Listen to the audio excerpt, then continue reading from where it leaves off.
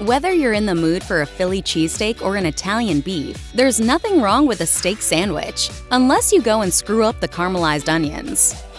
One of the best hot sandwiches you can make at home is an easy Philly cheesesteak. The combination of hot, golden-crusted hoagie rolls with glistening fried peppers and onions with shavings of seared beef and molten slices of provolone cheese is scrumptious. The key mistake to avoid here is using beef that's too thick. New York strip and ribeye are excellent choices for this sandwich, as is sirloin, and you can even use chuck steak if it's thin enough. What you don't want, even with the tenderest of cuts, is to add a big slab of meat into this sandwich. You want the thinly sliced seasoned beef to pick up flavors of garlic powder and Worcestershire sauce while in the skillet. Look at the bag. No grease stain. This one, authentic Philadelphia cheesesteak, you can see right through the bag by now.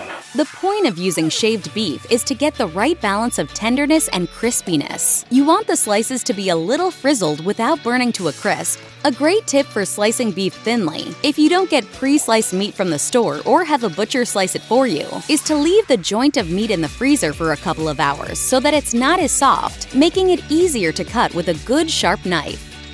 Strips of beef cut from a cooked steak are undoubtedly easier to eat in a sandwich than big chunks of meat. But that's not to say you can't use thicker cuts, as long as you make sure you use the right steak.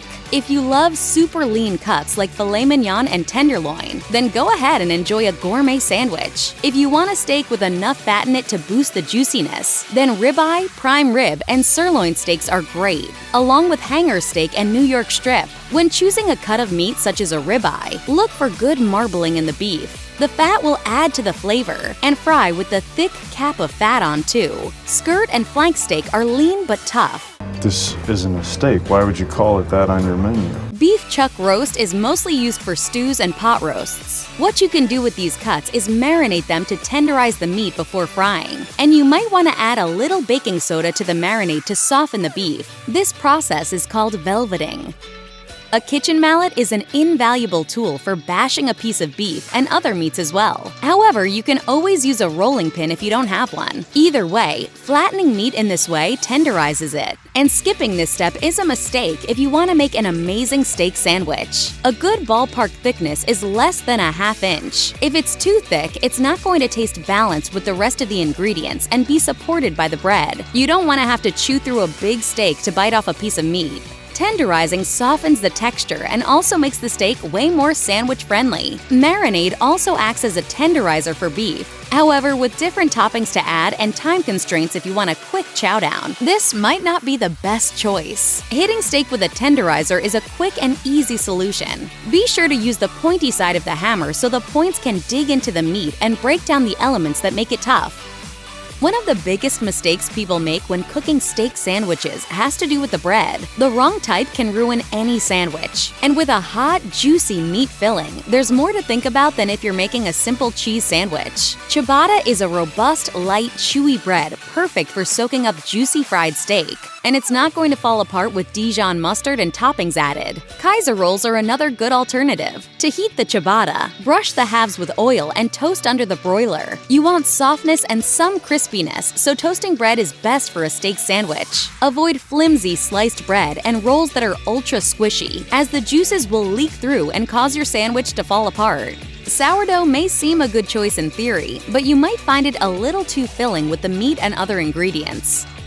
You've got your steak tenderized, your ciabatta toasting, and your skillet heating. The toppings are prepped and you're good to go. There's no doubt that a fried steak is delicious, but frying on your stovetop also gives you a visual of how the meat is cooking. Getting the right sear on the outside and pinkness in the middle isn't easy to master without experience. However, while caramelizing meat in this way is mouth-watering, it can be a mistake to think that this is the only way to cook meat for a steak sandwich. 1-inch thick top sirloin steak, salt and pepper heavily. Grill at 400, 4 minutes total. Flip each minute to get the good grill marks. Let sit for 2 minutes, down the hatch. Roasting beef opens up other cuts that you can use to make a tender-tasting sandwich, such as chuck roast, top sirloin, and round steak. This is because you can roast the meat low and slow, which makes it super tender. One advantage that can't be ignored here is that you can make steak sandwiches for a social gathering without spending a fortune on the best cuts. Other ways to cook up a succulent steak include sous vide, grilling, broiling, and smoking. Whether you marinate the meat or add a dry rub or a seasoned crust, try venturing beyond simple frying to take your steak sandwich up a notch.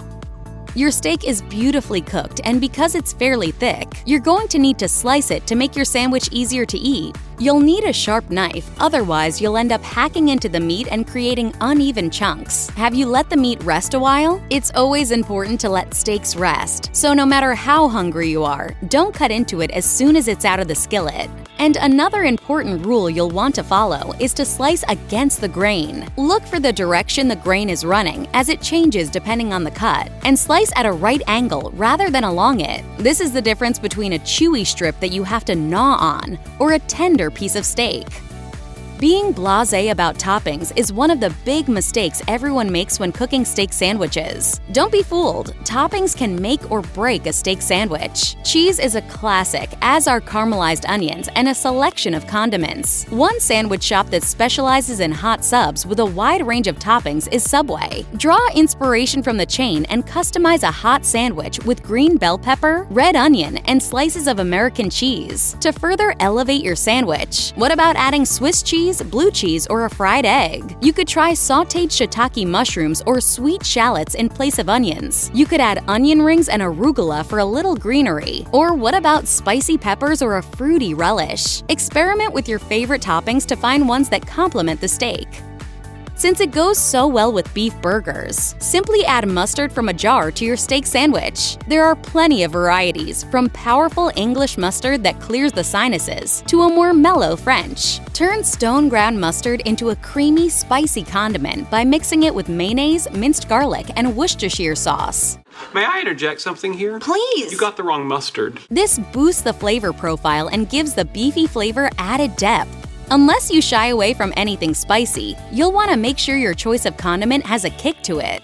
Combine a chipotle and adobo with mayo, lime juice, and salt, and you've got a classic chipotle mayo. Or why not add hot sauce, sriracha, or Dijon mustard and cayenne to make a spicy garlic aioli-inspired sandwich? Other things you should consider include creamy horseradish sauce, or simply mixing mayo and mustard for an instant hit.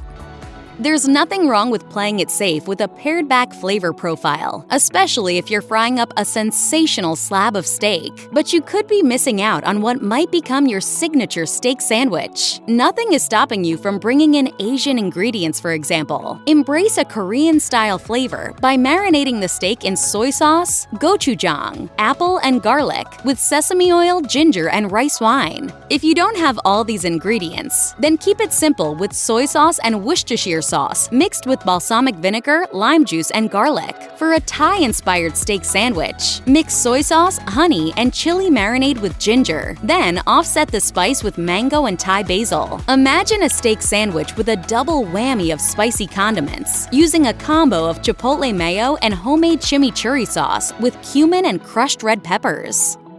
When it comes to caramelized onions, get them right and they're phenomenal. Get them wrong and they might still be tasty, but they aren't going to be bursting with sweet and savory umami. Add flavor to onions while you cook them by sautéing them slowly in beef tallow. Salt, Worcestershire sauce, and balsamic glaze also create a wonderful depth of sweetness and saltiness with a gorgeous tangy taste. Onions.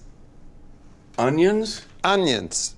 We have onions. We have onions? Yes. You have onions in this house? To bring out the soft texture and rich flavor, you might need around an hour. Another option is to make them overnight in a slow cooker. After 10 hours, the natural sugars come out. You can keep the softened veg in the fridge for a few days or in the freezer for longer.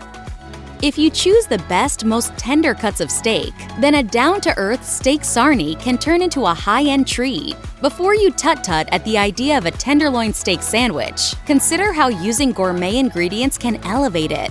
Use crusty bread and add restaurant-style extras. These should be prime, and this isn't the marbling for prime. It's fatty in all the wrong places. Make an open sandwich with thick slices of steak on top of cream cheese and guac with microgreen garnish. Or start with a good cut of beef such as ribeye. Add provolone and fontina cheese slices on top of sliced ribeye steak too and broil. What about lashings of thick cream cheese with garlic and herbs underneath slices of tender meat with peppery watercress on top? Versions of this idea have appeared on TikTok with a boursin cheesesteak sandwich with roasted garlic and shallot butter.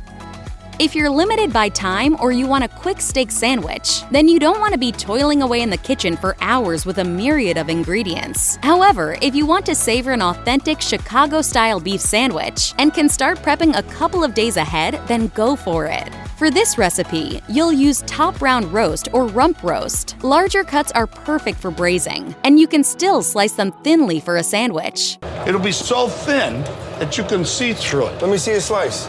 It's like stained glass. Once you've seared your joint of beef on all sides, take it out of the Dutch oven. Fry celery, onion, and garlic to soften, and add beef broth with herbs. Put the meat back into the pot and braise in the oven for an hour at 250 degrees Fahrenheit until the meat reaches 130 degrees Fahrenheit before taking it out. Add wafer-thin slices no more than an 1/8 inch thick to French rolls and top with roasted green bell pepper for a little sweetness. Lastly, add a spoonful of homemade jardinera made with cauliflower, fennel, carrot, and celery, plus jalapeno or serrano peppers. Waiting for the pickled veggies to be ready is what takes time, but it's worth it. Remember, big beef cuts that are slow-cooked and sliced thin can make more affordable and just as tasty steak sandwiches.